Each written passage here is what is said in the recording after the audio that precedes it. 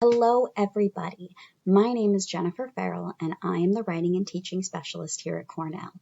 Chances are you've already seen me once during NSO, maybe twice during NSO, and you might know me as your Student Success Instructor. So my job here at Cornell is that I do a lot of work with our first-year students and the faculty who teach our first-year writing courses when it comes to writing instruction.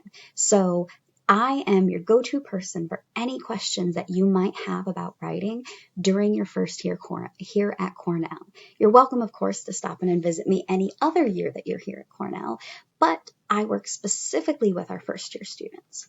So on that note, what we're going to be talking about today is academic honesty and specifically plagiarism. Now, I know you've all had some kind of introduction to plagiarism before, okay?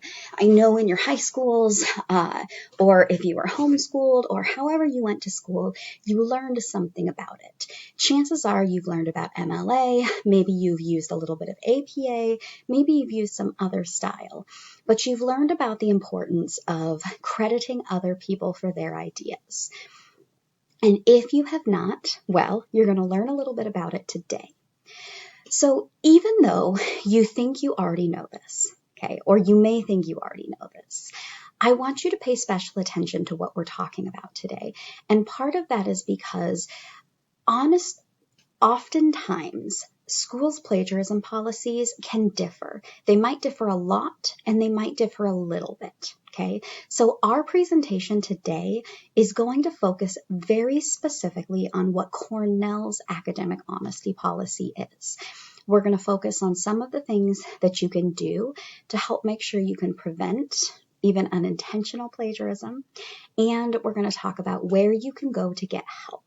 Okay, so I'm going to go ahead and pop up a PowerPoint right now, and we're going to talk through some of this. Okay, so plagiarism with me. So the first thing to ask is, how do you find your school's policy? There are oftentimes two places you can find it. Every syllabi that you get from any class is going to include some of the school's plagiarism policy or academic honesty policy. The other way that you can find it is by going to Cornell College's webpage and searching academic honesty. It's going to pop right up for you, and it's usually about 2-ish pages or so. So when we talk about academic honesty, okay, or academic dishonesty in this case, academic honesty or academic dishonesty in academic work includes two different things. Cheating, right, which is the use of unauthorized sources of information on examinations, or any attempt by students to deceive the evaluator of an examination, paper, or project. So this is kind of the standard cheating that we might think about when it comes to assignments, when it comes to writing papers, when it comes to tests, etc. Okay. Plagiarism is taking the work of another and presenting it as one's own without acknowledgement of the original source. Plagiarism often takes place in writing, and it can take place both on papers and in exams. Okay, this is why we're talking about it today, because oftentimes it's going to come up, or it might come up, when you're thinking about your writing. The very first thing that I want to focus on here is this first bit. Failure to cite your sources properly constitutes academic dishonesty, whether the omission is intentional or not. In other words, even if you accidentally do not include it, it's still considered academic dishonesty. Okay, this is one of the reasons it's really important to know and understand this, because even if you do it unintentionally, you could still get in trouble for it. Okay, how Cornell handles academic dishonesty is dependent on your professor. So pay attention to what they say about those things, okay? And when in doubt, if you have any questions about whether or not you've cited sources properly, stop by the writing studio, email me, make an appointment. We'll help you figure out whether you've done it, okay? So when we talk about plagiarism, when it comes to academic honesty, we have two ideas that we're talking about. The first one addresses quotations and paraphrases. Quotations are direct quotes. These are things where you're using somebody else's words. Okay. All direct quotations, even if you've mingled them with your original words and ideas, have to be accompanied by a specific citation. All direct quotations have to be placed within quotation marks. Okay. So this means all phrases that are not original to you as the author, even if they're 2 or 3 words, must be placed in quotation marks and they must be cited. Okay. The second part of this, if an existing idea is used, but paraphrased or summarized, and this is the key part here, we're talking about paraphrasing, and paraphrasing can be very difficult. Okay. Paraphrasing means you're changing both the original author's words and the sentence structure. Okay. In order to effectively paraphrase, you have to change both the words and the sentence structure. You also have to include a specific citation for the source. Okay. So just like we would do with direct quotations, specific or paraphrases also have to include a citation. So Cornell's website reminds us that it's always the responsibility of the student to provide precise sources for all information, ideas, and data. Here's another part of this that, matters. Simply listing sources in a bibliography is not sufficient. In other words, listen to what your professors are saying about what type of style they want you to use and make sure you follow that. Okay. Sometimes you're going to wind up using kind of obscure sources and maybe something that you're not quite sure where to find the citation or how to put it properly. That's when you can shoot me an email. That's when you can stop in the writing studio. We've got a lot of different books in there that talk about citations, and we are happy to look through them either with you or for you if we're doing a Zoom meeting or something. Okay. So when we talk about citations, we want to focus on a couple things. Citations include both an in-text citation and an end-text citation. Okay. In-text citations, you might be most familiar with MLA's parenthetical in-text citations. These come at the end of the sentence. They oftentimes have the author's last name and the page number that you're using. Every style, though, that you use is going to use different information, and it's going to be formatted differently. A lot of the information is similar, but maybe slightly different. Chicago Manual style, for example, uses footnotes. Okay. End-text citation information is going to depend on the type of source that you're using. So again, there's reference books available in the writing studio, or you could use a website like the Purdue OWL to help you find the information.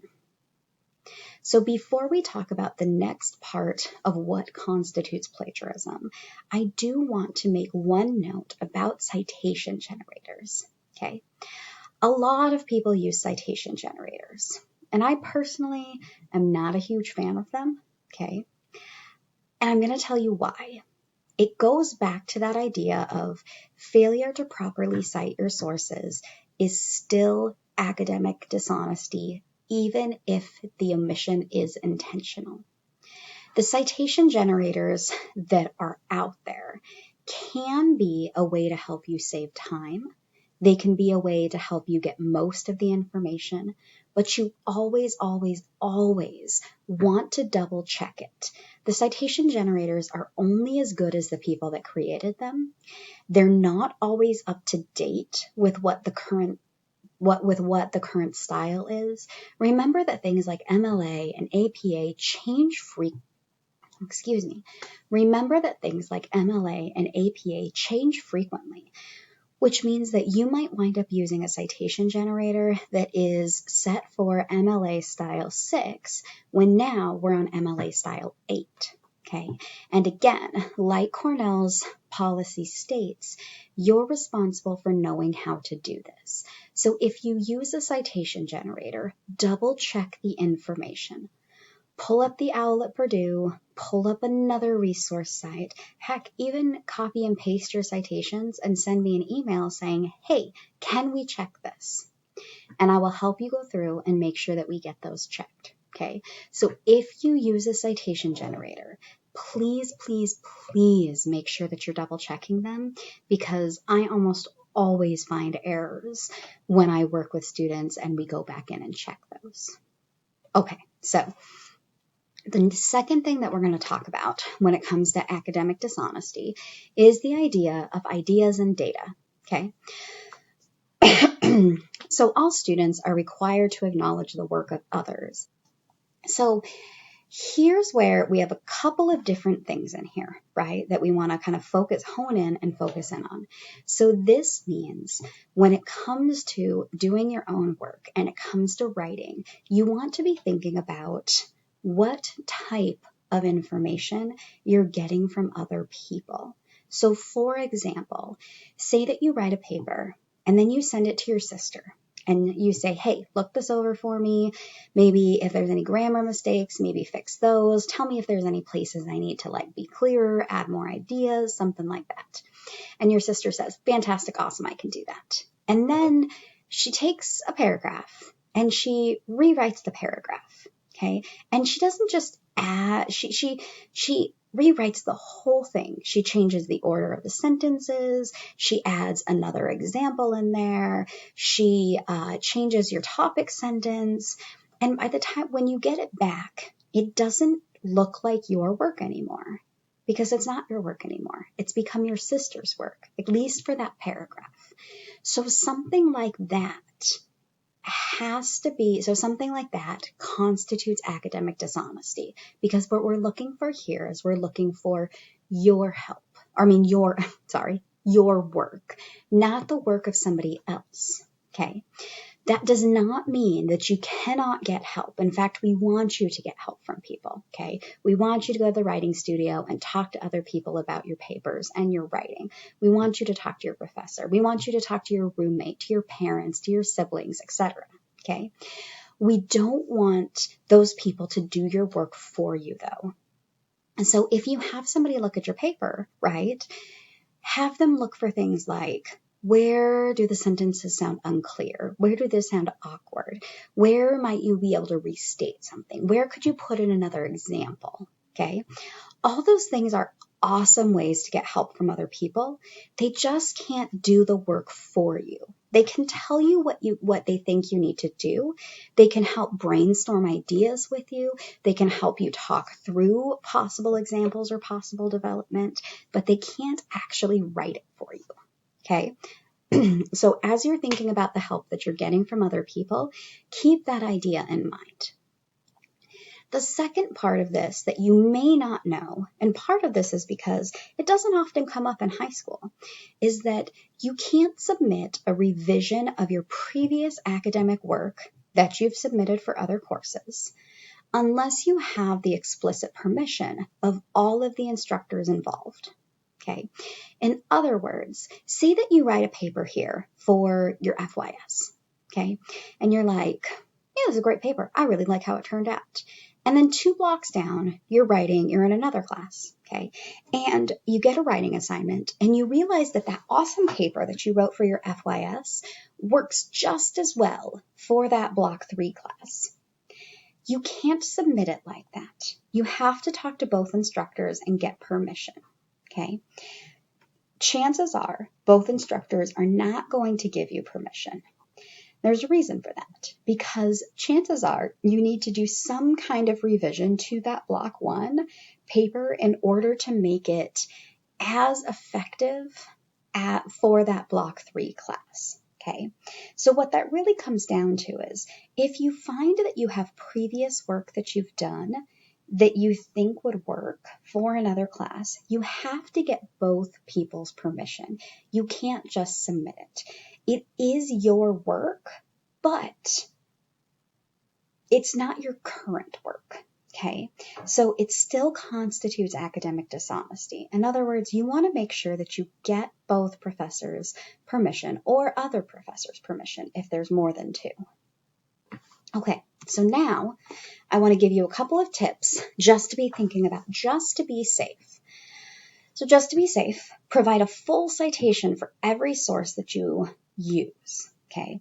Some styles want you to use every source that you consult, while others are okay with just every source that you use.